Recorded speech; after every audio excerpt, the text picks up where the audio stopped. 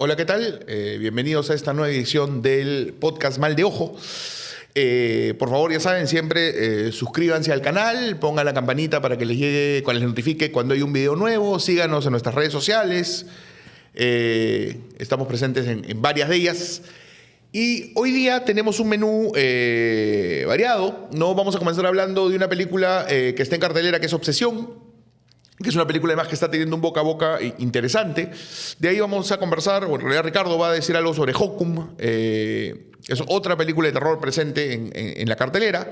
De ahí vamos a hablar de Madre, Padre, Hermana, Hermano, la nueva película de Jim Jarmusch, que se está dando en algunas funciones también en la cartelera comercial. De ahí vamos a recordar a Marilyn Monroe, ¿no es cierto? Su 100 años de su nacimiento. 100 años de su nacimiento.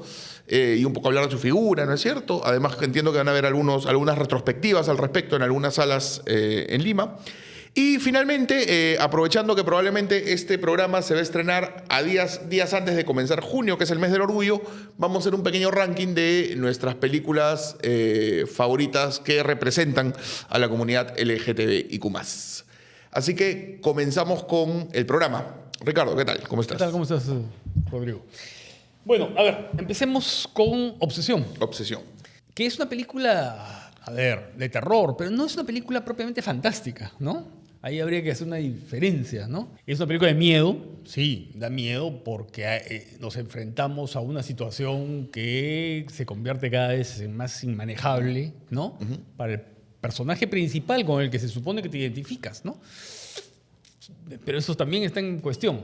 Todo lo que va ocurriendo en la película no es como otras en las que hay una amenaza sobrenatural, ¿no? No. Todo forma parte de un comportamiento que se va volviendo cada vez más terrible y aberrante, ¿no? Y entonces eso es lo que te causa esta sensación de pavor. La película empieza como una película, una comedia de jóvenes a la casa de aventuras, ¿no? Y de enamoradas y de juego erótico, chicos, ¿no? Y entonces, claro, uno dice, esta es una película, ya no son adolescentes, son un poco más que adolescentes, ¿no? Pero de jóvenes que están buscando posibilidades y ligues, como dicen los españoles, ¿no? El ligar. Y eso de alguna manera va creando un perfil de los personajes, que son un grupo de muchachos, sobre todo uno de ellos, y las chicas, ¿no? Dos parejas, en fin. Se va de alguna manera concentrando esto en los personajes, que van a ser los fundamentales. Y claro, esto empieza como... Tú dices, bueno, esto es una comedia romántica. ¿Qué es esto, no? Es una comedia juvenil, ¿no?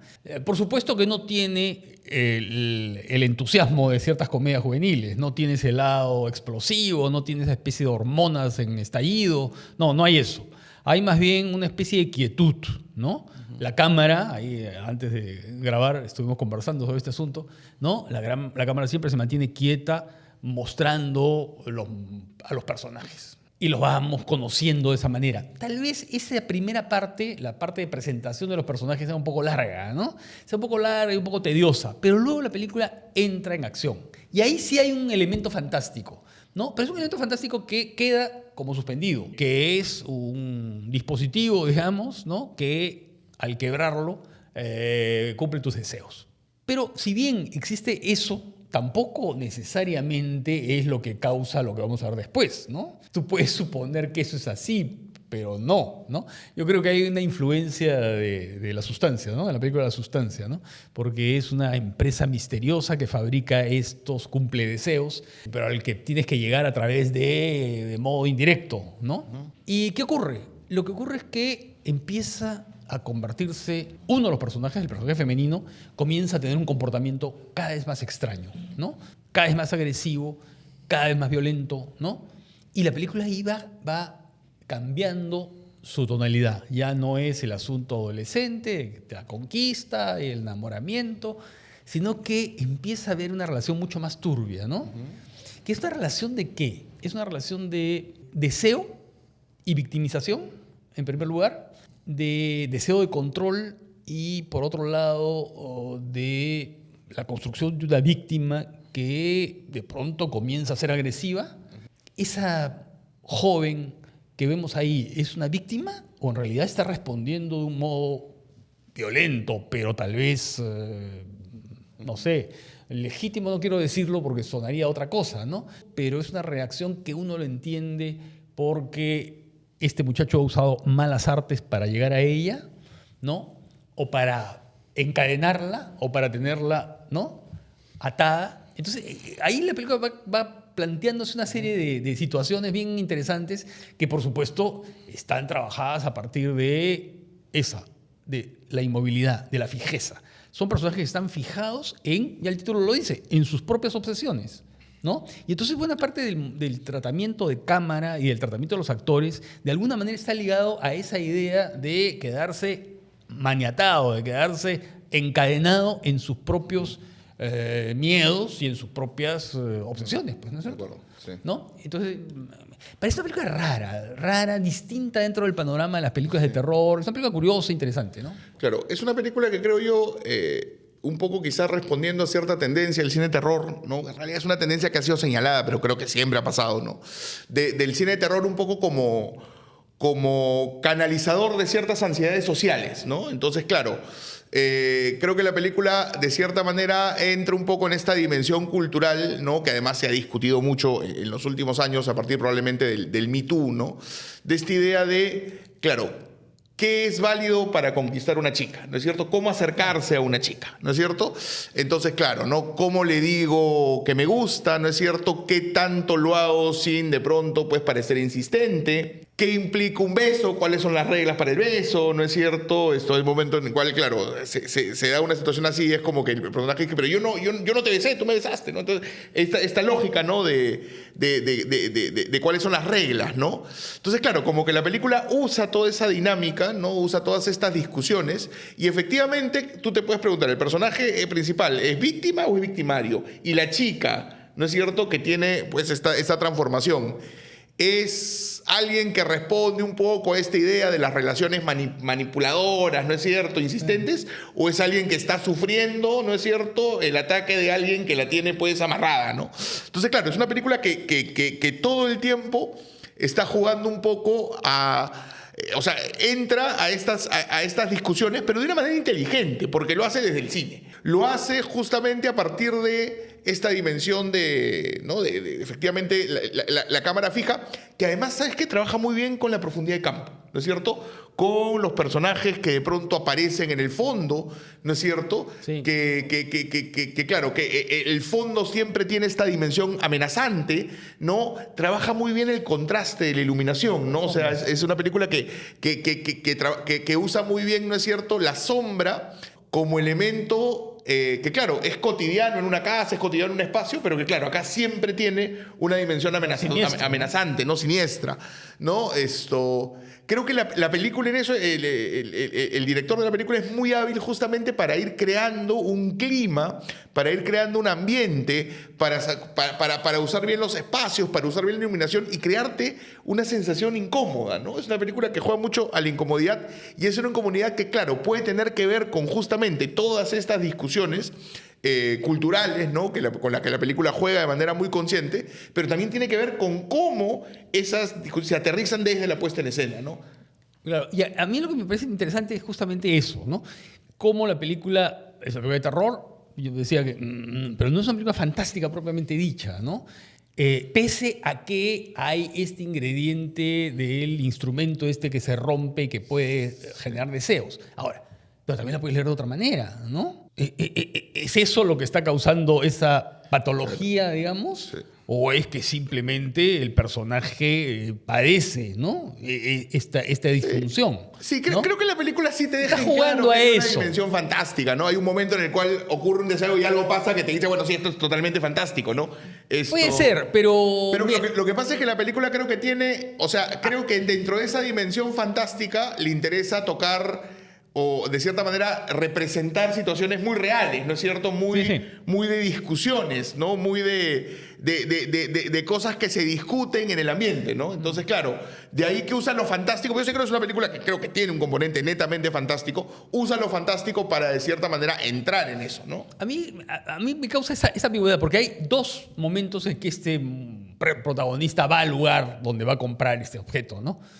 En el primer lugar hay esta vendedora, ¿no? Que, Sí. en fin, media suelta de huesos, Así ¿no? es. Que le vende el asunto, ¿no? Pero el segundo, hay ese elemento del machismo, ¿no? Ujú. Ese elemento de agresividad machista del vendedor que encuentra, porque ya no encuentra a la chica, Sí. porque la chica, bueno, en fin, Así es. pasan cosas con... Entonces, ahí hay una cosa muy extraña, ¿no? Es como que la película te suelta algo, pero luego te lo quita, ¿no? Te dice, mira, este es producto de esta magia, pero en realidad podría perfectamente Sí, ser claro. un cuadro patológico, ¿no? Sí. Y además, claro, y ahí entra un elemento gore también ya. Totalmente, ¿no? ¿no? Sí. Totalmente. En cambio, Hokum, la bruja, es una película mucho más estándar, mucho más convencional, ¿no? Pese a que creo que desaprovecha algunas cosas que podrían haber sido interesantes, ¿no? Es un escritor que va a Irlanda, ¿no? Un poco a echar las cenizas de su padre y llega a un lugar, entre comillas, maldito, ¿no?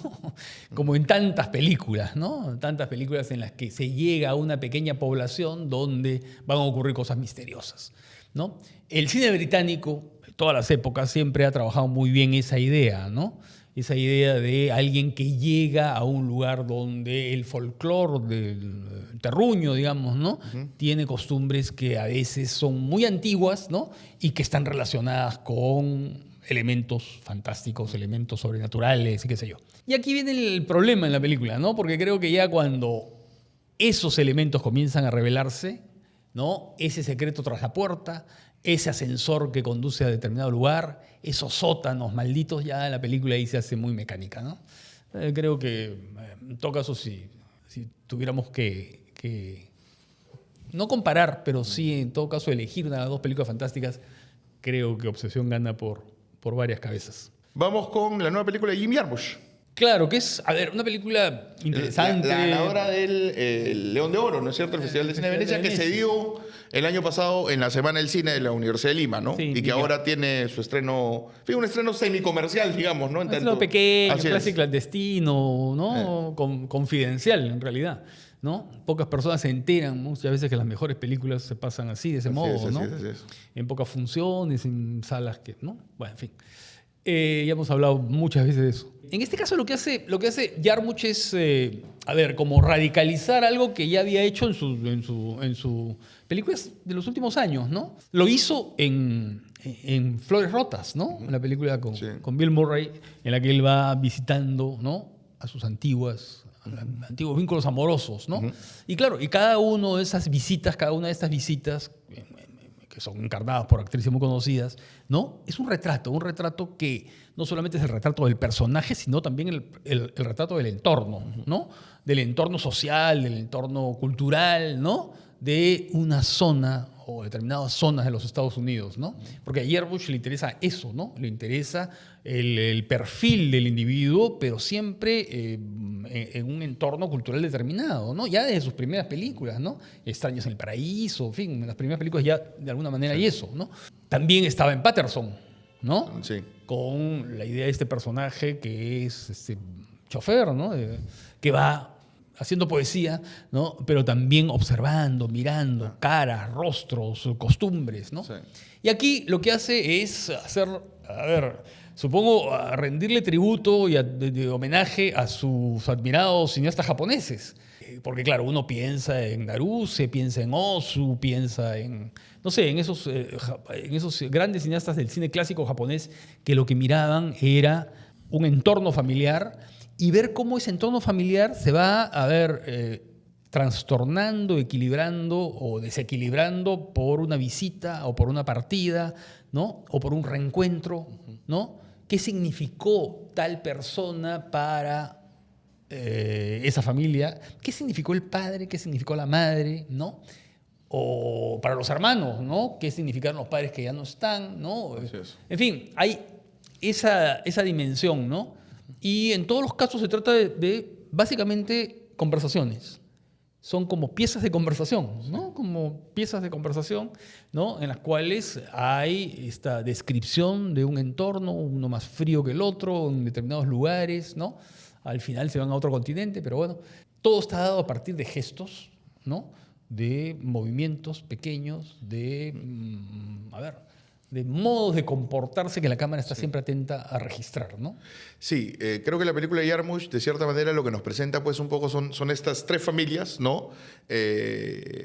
Que claro, que tienen pues esta dimensión de disfuncionalidad muy presente en tanto pues hay desacuerdos, ¿no? Son los padres que no están de acuerdo, son los hijos, perdón, que no están de acuerdo con la bohemia del padre, es la hija que se siente corta por el éxito de la madre, o es la madre que siente como su otra hija, ¿no es cierto?, por ahí que tiene una vida muy distinta, ¿no? Y son los hermanos que tratan de aceptar el duelo, en fin. Entonces, claro, esa disfuncionalidad que está creo que muy presente y como tú bien dices, ¿no?, es retratada por la cámara en gestos, en gestos, en palabras. O sea, es más importante en lo que los personajes insinúan desde la mirada, de sus silencios, que lo que dicen al final. Porque claro, es en esa dimensión ¿no?, de diferencias, de complicidades, ¿no es cierto?, de esconder lo que sientes, es donde la película va revelando un poco justamente la complejidad de la dimensión familiar. Pero además creo que Jarmusch, en esa óptica, viendo que sus personajes son personajes que tienen estas diferencias o estas incomodidades, los mira siempre con mucha calidez, ¿no? O sea, hay una mirada muy empática, ¿no es cierto? Hay una mirada muy de cariño hacia ellos, en sus defectos, en sus fracasos, en lo que se quedaron cortos, ¿no es cierto?, en sus diferencias. Y por eso creo que lo que me parece más interesante es cómo, claro, esto que podría haber sido pues estas familias más bien que se gritan y que se odian y que salta un poco pues todo el resentimiento que se pueden tener, acá Jarmusch mira esos problemas siempre con un esbozo de sonrisa, ¿no es cierto? Es una película que tú siempre la miras desde que, claro, pues estos son personas imperfectas, que sienten que se han quedado cortas, que por ahí hubieran esperado otra cosa, de los padres, de los hijos, de los hermanos, pero que al final del día se sienten profundamente humanos y tú te sientes tan humano, tan imperfecto como ellos, ¿no? Eso me parece que es algo que Jarmusch captura muy bien, ¿no? Y los ambientes, ¿no? Sí. Por ejemplo, Tom Waits, ¿no? Claro. Tom Waits, ¿no? Que es el padre, que es un padre, que tiene algo que esconde, ¿no? Que esconde, pero que está ahí despatarrado, no recibe a los hijos, ¿no? Y, que los hijos no lo aguantan mucho, ¿no? Sí, hay como una especie así de, ¿no? Claro. Pero la madre, en el segundo episodio, la madre Charlotte exitosa. Rampling, ¿no? Es la exitosa. Y que sus hijas más bien son un poco, ¿no? Como que sí, ella siente que se han quedado cortas, ¿no? Claro. Y las recibe para tomar el té. Claro, las recibe para tomar el té. Que en realidad y eso es bien interesante, ¿por qué? Porque hay como una especie de alusión meta, ¿no? A las figuras y un poco a la mitología que está rodeando Tom Waits, ¿no? Por supuesto. Esa cosa media rebelde, Sí. ¿no? Y para nada formal, ¿no? Y Charlotte Rampling, que fue pues modelo en su momento, claro, y actriz bellísima, ¿no? Y la tradición británica, ¿no? Porque la segunda historia pasa en Irlanda, claro, ¿no? Entonces claro. Sí, no, es una película que es bien interesante justamente en su capacidad para capturar un poquito estos momentos cotidianos, incómodos y al mismo tiempo amables, ¿no? Sí. Eso creo que es bien. Y con un minimalismo muy sobrio, ¿no? Sí, es una película. Es una buena película. Es una buena película, sí. Vamos ahora a hablar un poquito de Marilyn Monroe. Uy, Marilyn.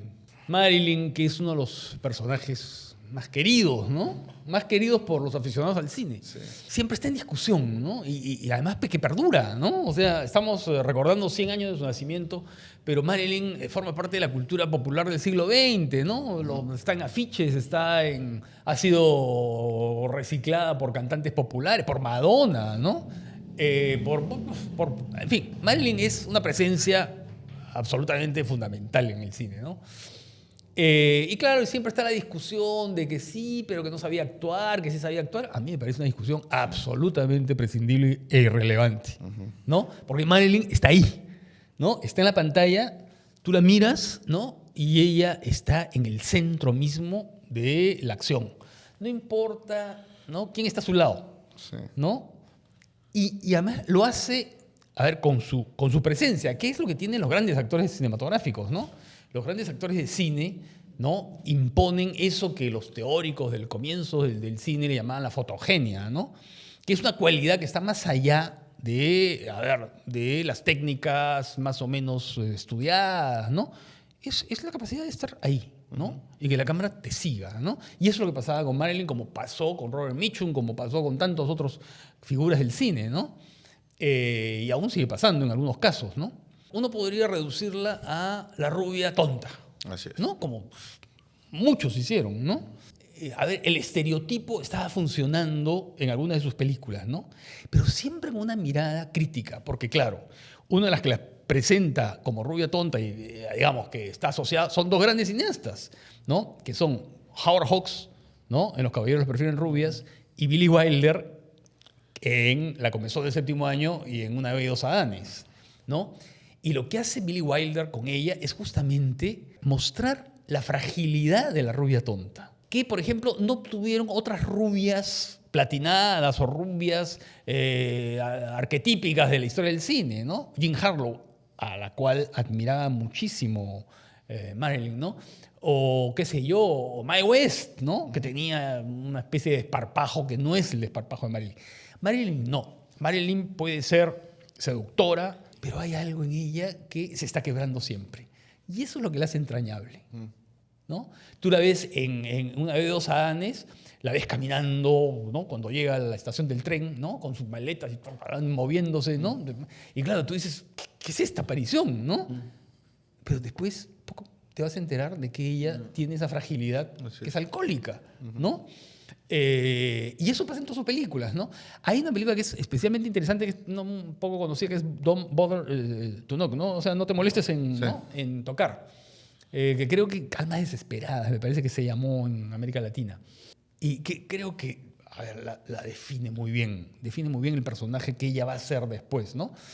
Que es este personaje que deja deslumbrado a un tipo que la mira por una ventana, pero como la vamos conociendo, ¿no? Vamos conociendo que ella es una chica absolutamente frágil, ¿no? Que puede tentar de una manera brutal, pero que es una fragilidad, pero como un cristal, ¿no? Y creo que eso, en esta clave muy dramática, lo va a hacer también en la comedia, lo va a hacer en todas sus películas, ¿no? ¿Y sabes qué otra cosa tiene Marilyn? Que es una gran creadora de momentos. Cuando uno la ve en La comenzón del séptimo año, ¿no? Tocando el piano junto con Tom Ewell, que es el americano medio, ¿no? Que de pronto descubre que su vecina es Marilyn Monroe, ¿no? Y que aprovecha que su familia se ha ido no sé dónde, ¿no? Y está Marilyn Monroe ahí al lado, ¿no?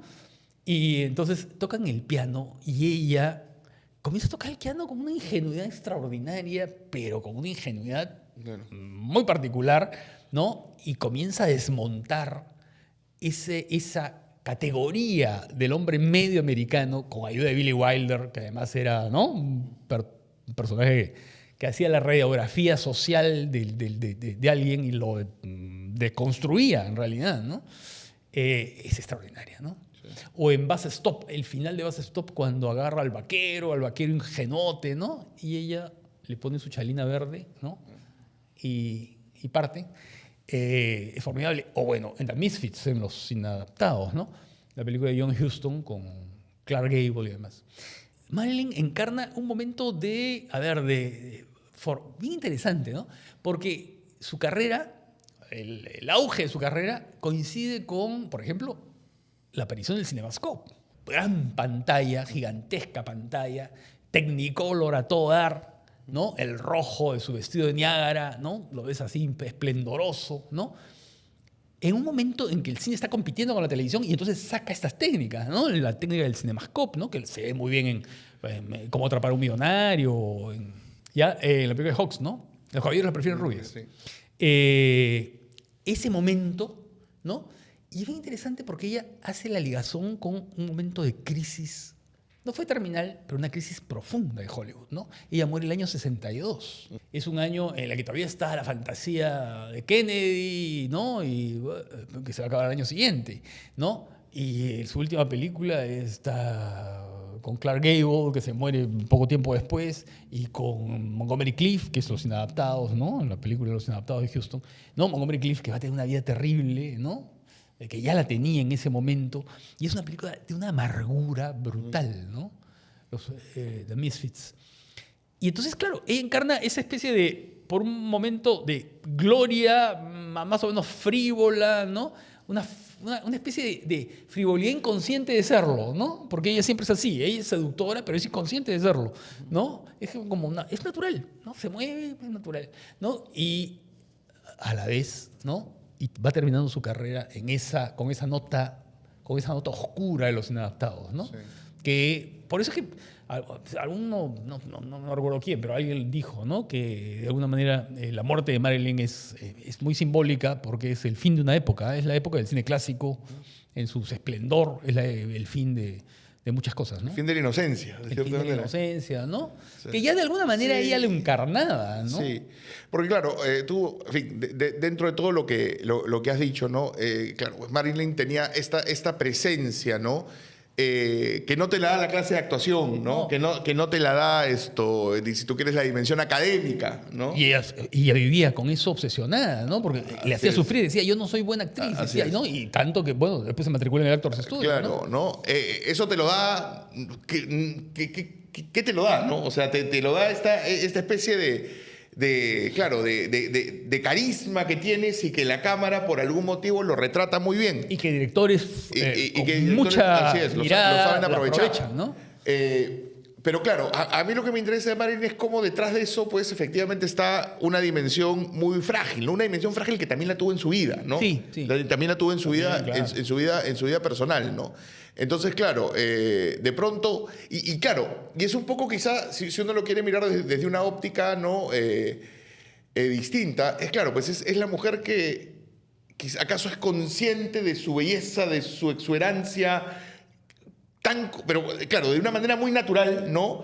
Pero que claro, acaso esa belleza es la que le hace resaltar en el mundo, mientras que en el fondo, ¿no? Está pues la dimensión de los demonios personales. Y yo creo que en eso Some Like It Hot ¿no? Una de Vidos Adanes es muy importante, ¿no? Porque claro, es esta mujer que se la pasa ¿no? de grupo de corista en grupo de corista sobreviviendo, ¿no? Es una superviviente. Sí. Y claro, y que tiene que lidiar con el demonio personal del alcohol, ¿no? Entonces, claro, en esta dinámica de mujer superviviente, ¿no? Un poco qué es lo que tiene para destacar en el mundo, ese carisma y esa belleza, ¿no es cierto? Y esa relación con la cámara que es tan profundamente de Marilyn, ¿no? Entonces creo que claro, que es un personaje que efectivamente, al final con The Misfits, ¿no es cierto? Que es este western crepuscular, ¿no? Este western de western contemporáneo, claro, de la época, ¿no? De personajes que ya se sienten fuera de su tiempo, ¿no? Y que son conscientes de eso. Y que hacen cosas horribles, ¿no? Sí. Que están en un trabajo horrible que ella le reprocha, ¿no? Sí, reprocha ese trabajo, ¿no? Entonces, claro, en esa dimensión, ¿no? Marilyn, claro, representa por un lado, si tú quieres, la cumbre, ¿no? de ese estilo clásico del glamour, ¿no? Así es, ¿no? De la relación con la cámara que se va desde ser simplemente tú mismo y que la cámara lo capture, y al mismo tiempo representa un poco también la amargura que se va cocinando en los años 50, ¿no? Y que va a derivar en los 60 un poco ya hacia el final de Hollywood, y que tiene que ver por otros motivos, ¿no? Le llega a la televisión, etcétera, ¿no? Que de pronto aparecen y comienzan a hacer competencia fuerte para el cine, ¿no? Ahora, hace poco yo vi una película sobre otro personaje importante de los años 50, que es James Mansfield, ¿no? Que entiendo, admiraba mucho a Marilyn, claro, ¿no? Y un poco la fabrica, ¿no? Claro, que James Mansfield pues es también la rubia tonta, ¿no? Pero ¿qué pasa? Hay un documental sobre ella que es hecho por su hija, que es Mariska Hargitay, que para los que nos gusta La Ley y el Orden, Unidad de Víctimas Especiales, es un personaje muy importante porque es la protagonista de esa saga, que es de las sagas más importantes de la historia de la televisión, ¿no? Y claro, y es un documental donde Mariska Hargitay es un documental en primera persona, ¿no? O sea, donde Mariska Hargitay se filma un poco tratando de reencontrarse con la figura de su madre, ¿no? De lo que fue James Mansfield, ¿no? Porque ella muere muy joven. Muere a los 30 y tantos, hay un accidente. Terrible, un accidente terrible, en donde además Mariska Hargitay estaba, pero una niña, tenía 4 o 5 años. Estaba atrás, creo, ¿no? Estaba atrás, efectivamente, ¿no? Ninguno de los hijos de James Mansfield mueren, ¿no? Y claro, y es un poco, es el reencuentro con este personaje que era la rubia, que claro, era la rubia tonta, pero ella misma en varias entrevistas dice, mire, yo tengo que aprovechar lo que tengo como un medio para llegar a un fin, ¿no? Y claro, es un poco el deseo de la actriz de ser respetada, Pero en el camino, ¿qué aprovechas? Aprovechas tu figura, ¿no es cierto? Aprovechas tu voluptuosidad, eres consciente de eso, ¿no? Y claro, y también James Manfield tuvo una vida privada complicada, ¿no? O sea, y un poco Mariska Hargitay va contando eso a partir de entrevistas con sus hermanos, ¿no? Que recuerdan las parejas de su madre, ¿no? Un poco la vida familiar. Y claro, y al final hay una revelación, ¿no? Que en realidad es una revelación para nosotros, pero no es una revelación para Mariska Hargitay porque ella ha vivido con ese, es un secreto que ella decide revelar.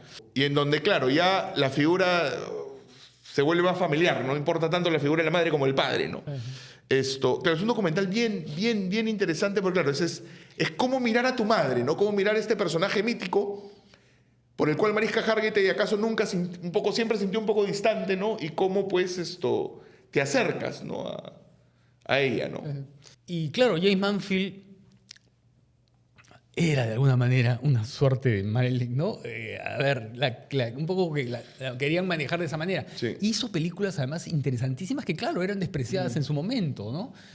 La dirigía Frank Tashlin, por ejemplo, Sí. ¿no? Y claro, son películas muy pop, ¿no? Muy de cómic a veces, Sí. ¿no? Con toda la estética muy colorida y muy, ¿no? Con cosas absurdas. Pero son películas bien interesantes que ahora ya nadie las ve, ¿no? Así es. Pero que en una época fueron revaloradas por los franceses, sobre todo, ¿no? Por la crítica francesa, ¿no? Lo mismo que revaloraron a Jerry Lewis, ¿no? Claro. También dirigido por Frank Tashlin, ¿no? Sí. Y había una especie de Marilyn también en el cine británico, ¿no? Sí. Que era Diana Dors, ¿no? Diana Dors también era la platinada, la rubia, ¿no? Platinada. Claro, con acentos diferentes, ¿no? Con acentos diferentes, ¿no? Simplemente como recomendación, Mi Madre Jane, que es la película de Mariska Hargitay, se puede ver en HBO. En HBO. Sí, ¿no? Sí, ¿no? es un documentario interesante, sí. Y bueno, de Marilyn entiendo que van a haber algunos homenajes. Hay Bueno, uno que el IGNA va a dar muchas películas. El IGNA en el Auditorio Miraflores, ¿no? Ha anunciado una muy buena cantidad de películas de Marilyn, que creo que eso es indispensable, ¿no?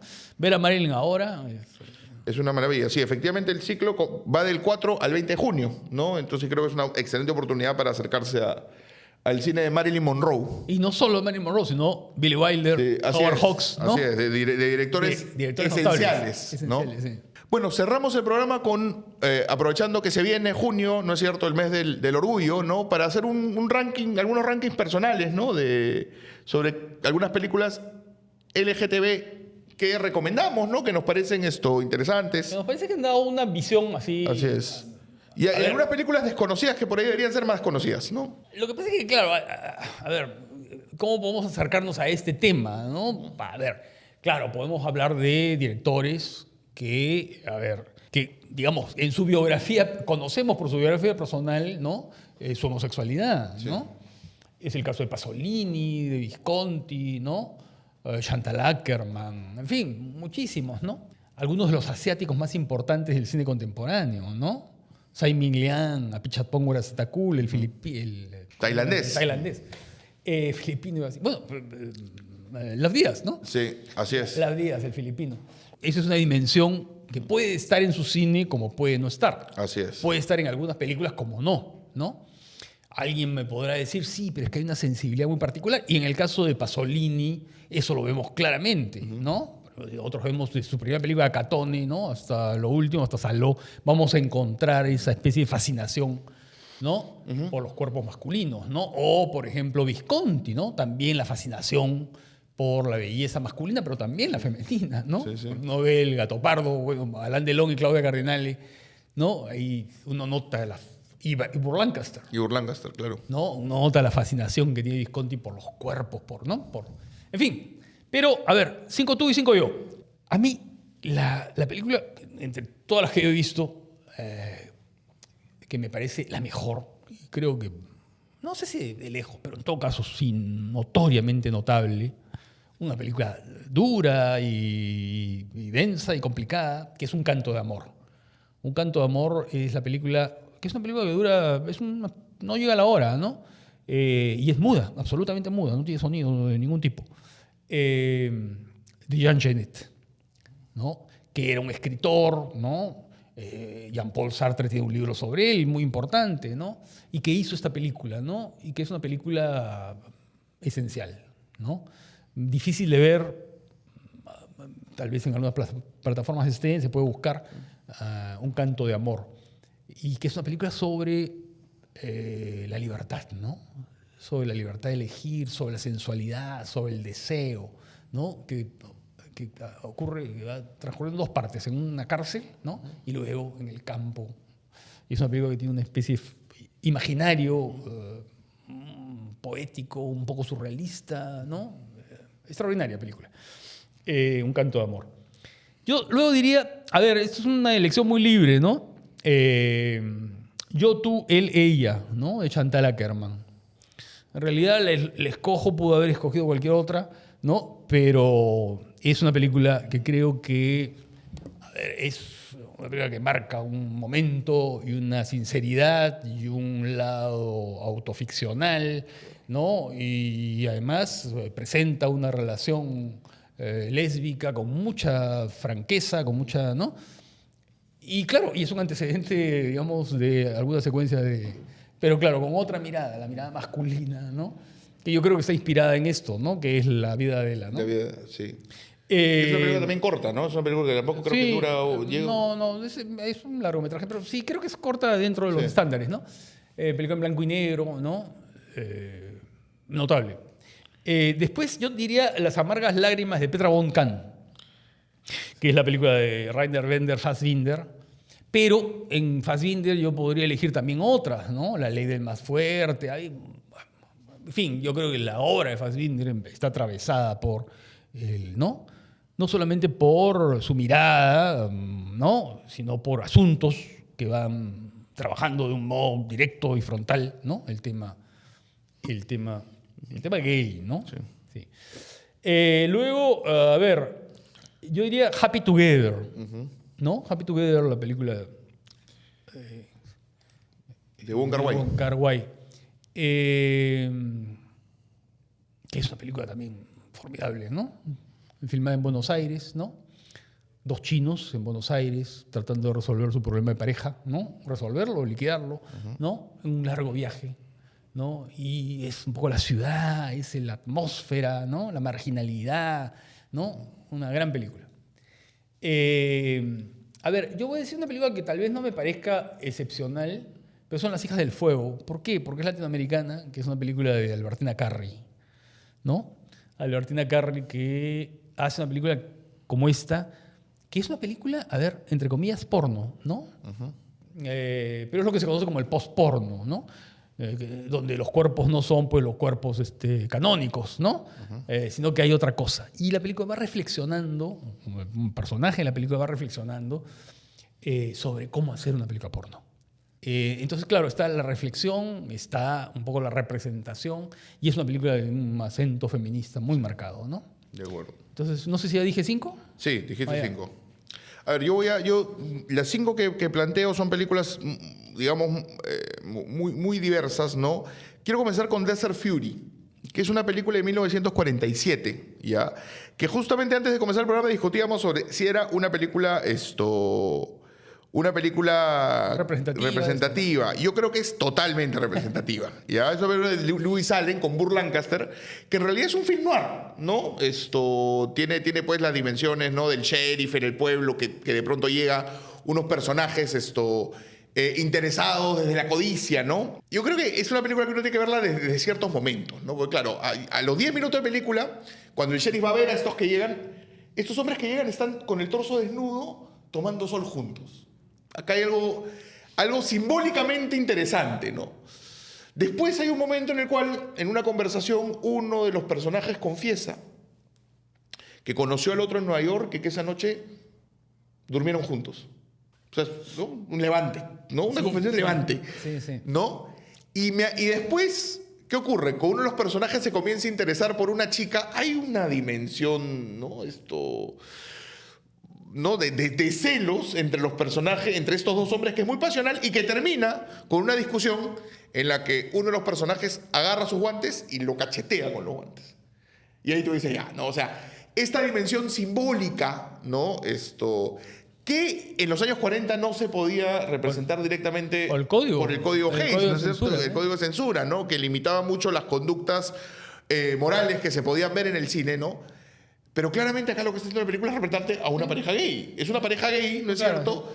Que se manejan desde ese... que se representa con cierta discreción, pero una discreción muy obvia. O sea, creo que yo supongo que todo el mundo en esa película estaba siendo consciente de lo que estaban haciendo, ¿no?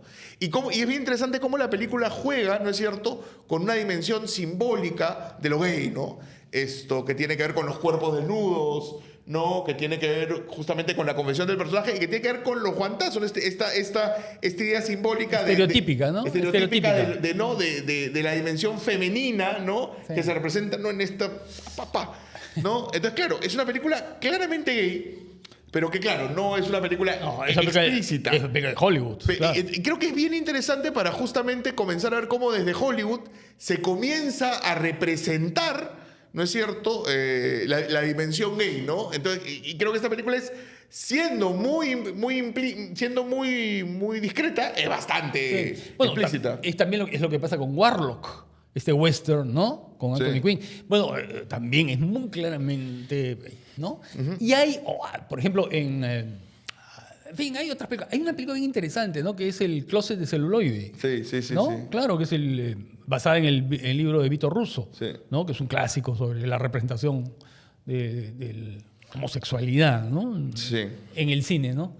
Pero se ha hecho una película que es un documental. Un documental donde vamos viendo fragmentos que son increíbles, ¿no? Y tú dices, mira, no me he dado cuenta a veces, ¿no? Ahora, quiero también recomendar una película que es Mi querida señorita, de Jaime Armiñán. Jaime de Armiñán, ¿no? Es Jaime de Armiñán, ¿no? Que es una película hecha durante el franquismo. Sí, claro. Es una película hecha durante el franquismo en España. Y que, claro, es una historia sobre intersexualidad, ¿no es cierto? Sobre claro, el personaje principal es una mujer, pero que, claro, de pronto descubre, ¿no es cierto? Descubre cosas, sí. Descubre cosas, que no es tan femenina, ¿no?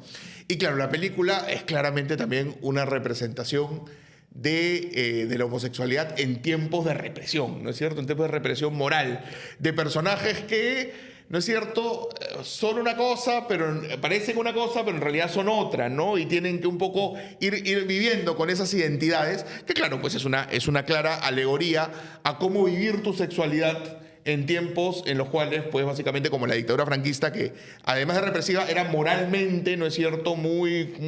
El nacionalcatolicismo. Así es, ¿no? Era moralmente, ¿no? Ponía pues un estigma, ¿no?, frente a las personas que vivían su sexualidad de manera libre y que, claro, después eso, cuando acá el franquismo se va un poquito a liberar, ¿no?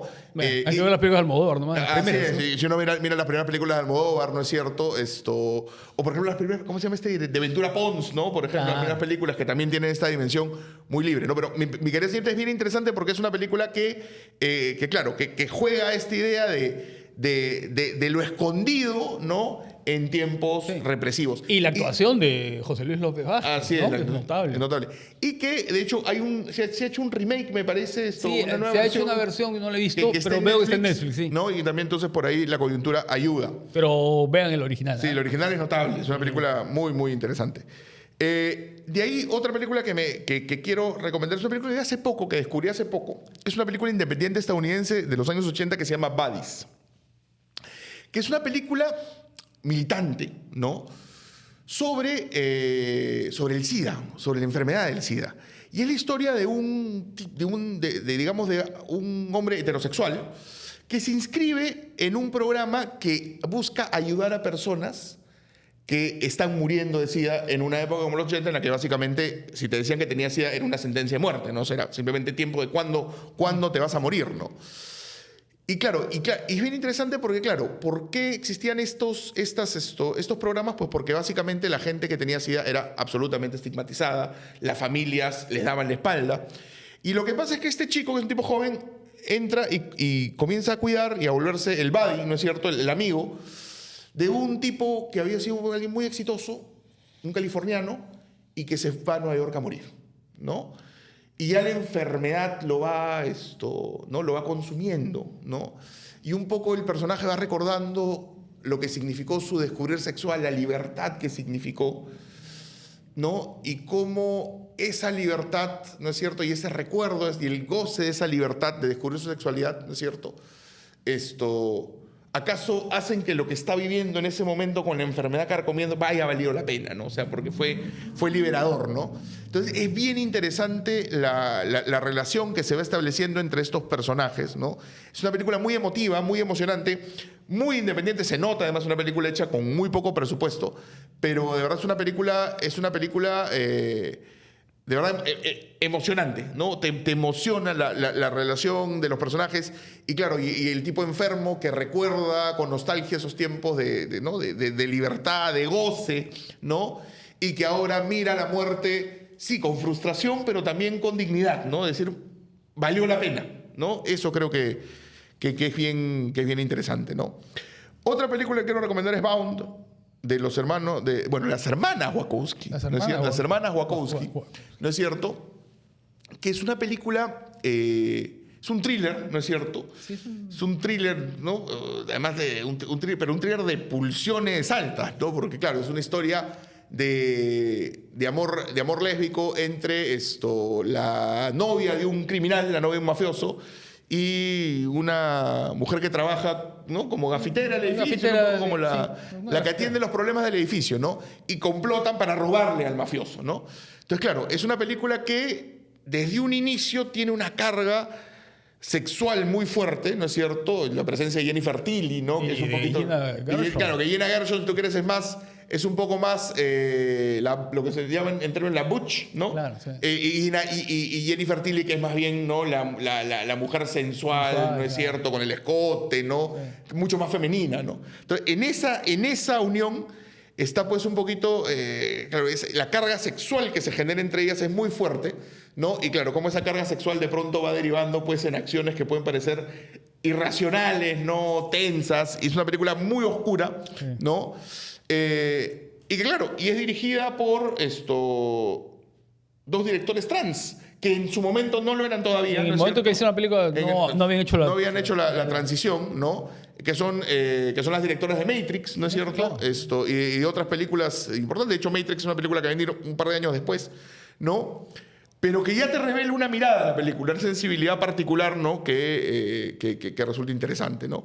Y finalmente, la última que quiero recomendar es, Retrato de una mujer en llamas, de Céline Sciamma. Es más reciente, ¿no? Que Céline Sciamma es una directora que siempre en sus películas tiene pues un poquito esta mirada, ¿no? Profundamente LGTB, en casi todas, ¿no? Sí, creo que en casi todas, ¿no? En casi todas. Tomboy, ¿no? Es muy claro. En Tomboy, ¿no? Es muy claro, en Water Lilies también, ¿no? Y que acá, ¿no? Crea una historia de amor que se sustenta en la mirada, ¿no? En estas dos mujeres que un poco se seducen desde la mirada, desde cómo te pones, desde cómo te retrato, ¿no? Y cómo la interpretación del arte, ¿no? Así es. Y cómo un poco esa dimensión artística y esa dimensión, ¿no? De posar para el otro va pues generando una historia de amor que es muy potente, muy hermosa, muy conmovedora, ¿no? Además porque tú sabes que es una historia de amor imposible, ¿no? Es una historia que no se va a poder terminar de consumar del todo, ¿no? Entonces creo que en eso para mí es una de las grandes películas del siglo XXI. En una relación de este tipo de películas no podría faltar una de Eisenstein, de Sergio Eisenstein, ¿no?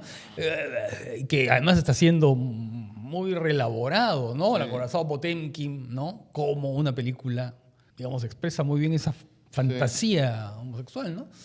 Con los marineros, digamos, en esta secuencia extraordinaria, los marineros en sus camarotes, en sus hamacas, ¿no? Sí, claro. O los cañones. O los cañones que van a bombardear el puerto de Odessa. ¿No? Eisenstein es uno de los grandes maestros del cine, ¿no?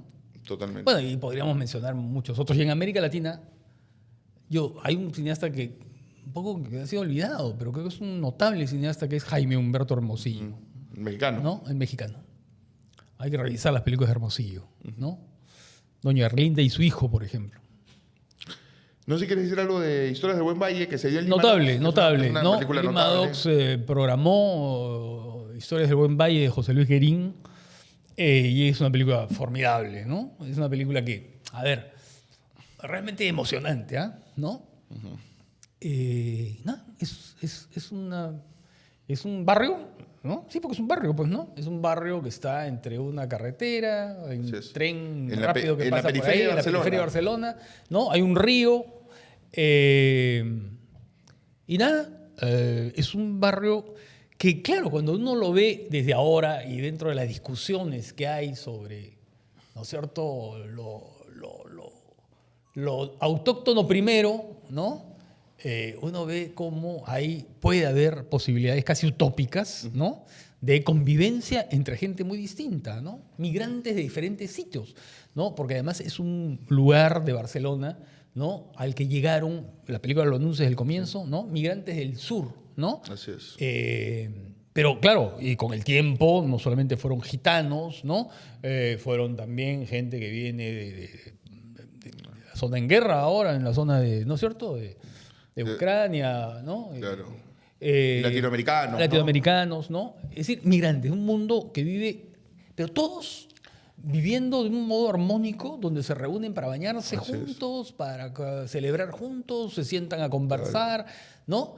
Se sientan para honrar a uno de los viejos del pueblo, ¿no?, o del barrio que muere, ¿no? Y hay una canción religiosa y con cánticos religiosos que parecen John Ford, realmente dignos de John Ford, ¿no? Con alguien que de pronto comienza a tocar una armónica en medio del canto, ¿no? Ese momento es, ¿no?, formidable. Y claro, pero todos tienen la conciencia de que todo es frágil. Sí, claro. Y que vienen unos cambios brutales y la vida nunca más va a ser igual, así es. ¿No? Y esa sensación de... Llega la gentrificación. De gentrificación, ¿no? La gentrificación que lo viene a cambiar todo, ¿no? Y la película es realmente notable en ese testimonio del tránsito, ¿no? Sí, es una película, claro, que... Notable. Yo creo, a ver, es lo mejor que he visto hasta ahora en este año, ¿no? Y... ¿no? Bastante tiempo atrás. Y va a ser difícil que haya otra igual. Es una película sobre la comunidad, ¿no? Sobre cómo la comunidad se construye y se puede construir desde las diferencias, ¿no? Desde las distintas etnias, de las distintas culturas, ¿no es cierto? De los distintos colores de piel, ¿no? Y claro, y es una película que, ¿sabes qué? Sobre la fiesta, ¿no? Sí. Sobre el placer de bailar, sobre el placer de comer, de estar juntos, hasta cuando honras a tus muertos, ¿no? Sí. Es una película sobre el gusto del festejo hasta de los momentos más tristes, ¿no? Y creo que en eso es una película que efectivamente es muy emotiva. Sí. Y como tú dices, no, pero claro, sabiendo que lo que se viene, ¿no? Lo que se viene probablemente sea un poco el fin de esa comunidad a partir de construcciones, a partir, ¿no es cierto?, de cambios inmobiliarios, a partir de, ¿no?, un poco ¿no?, la urbanización que cambia, ¿no? Y además lo interesante es cómo la película se mira a sí misma, además, ¿no? Sí. Porque expone un casting, por ejemplo, de las personas que después vamos a ir conociendo, ¿no? Ahí me hizo recordar un poco a las otras grandes documentales que se han hecho. Sí, los de Coutinho. Los de Coutinho, sí, ¿no? Claro, Eduardo Coutinho, ¿no?, que era un gran documentalista brasileño. Sí, realmente, Historias del Buen Valle, búsquenla. Sí, búsquenla. Véanla por donde esté. Se dio en Lima Docs, pero claro, Lima Docs ya terminó. Búsquenla porque es una película notable, ¿no? Muy bien. Eso ha sido todo por el programa de hoy. Muchísimas gracias por habernos acompañado. Ya saben, por favor, suscríbanse al canal, no pongan la campanita para que les llegue un video, síganos en nuestras redes sociales, también estamos en Spotify, ¿no? Y nada, ya nos veremos en un siguiente episodio de Mal de Ojo. Muchísimas gracias.